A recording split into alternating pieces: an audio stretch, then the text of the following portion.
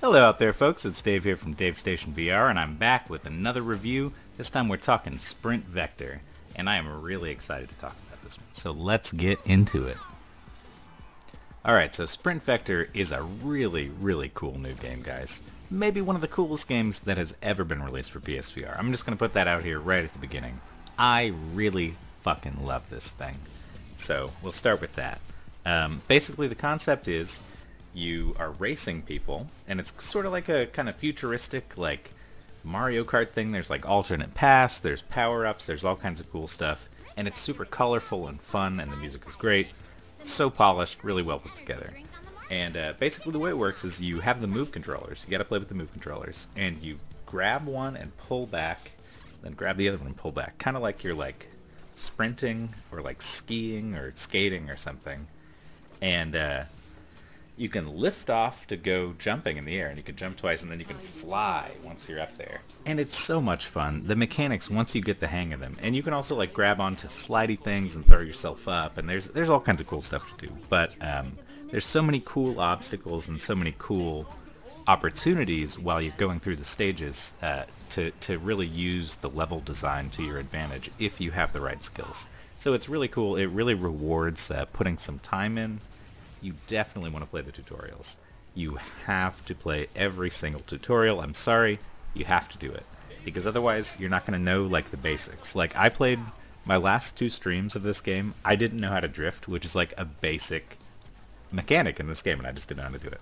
So, definitely put the time in, like, go through the tutorials, figure out what you're doing. And then once you have a handle on it, it becomes so much fun. Even just the menu screen where you're kind of jumping around, it's like a training course, almost like a skate park to like test your skills, and it's so much fun. God, I love this fucking game. So here's the deal: it's 12 tracks, which is pretty solid. They're all really unique. There's like an Egypt stage, there's like a chemical plant stage, you know, classic kind of video game tropes like an ice world, what you would expect to see in something like a Mario Kart or something like that. And they're all really well done. There's so many alternate paths, like I mentioned, and even though there's a lot of racers, you don't feel like you're all crammed in this one little spot. It opens up a lot in certain areas, and I love the way they design these races. In addition to those 12 racing stages, there's 9 challenge stages, which I can attest to being very, very challenging. They're hard, and so that'll give you some good, if you want to test your skills, you know, you can spend some time there. There's online multiplayer, of course. Now, I've only gotten to play with one person, but I think once they get full matches going, once the game's released, it is going to be so much fun. The new esport on PSVR. I'm sorry, Spark. Spark might need to get retired. Spark is a workout. This is actually more of a workout than Spark, somehow. Just, like, it's so much fun, though. I keep getting drawn back to it, and I just enjoy it so much, and I really like it. And if I had to give this a numerical score, guys, this one is probably one of the highest ones I've ever given. I don't usually do numerical scores, but oh god, this is like an 8.5 or a 9. Now, there's a couple minor things I will say that keep it from being like totally perfect. Sometimes I had tracking issues, and you know how like in Mario Kart when you get stuck going the wrong way, it's like sucks and you get real behind and you got to turn all around and everything. In this, it's even worse because you're in VR and you got to do all this stuff and you forget the controls because you're stressed, and it just really messes you up if you get turned around due to like controller issues.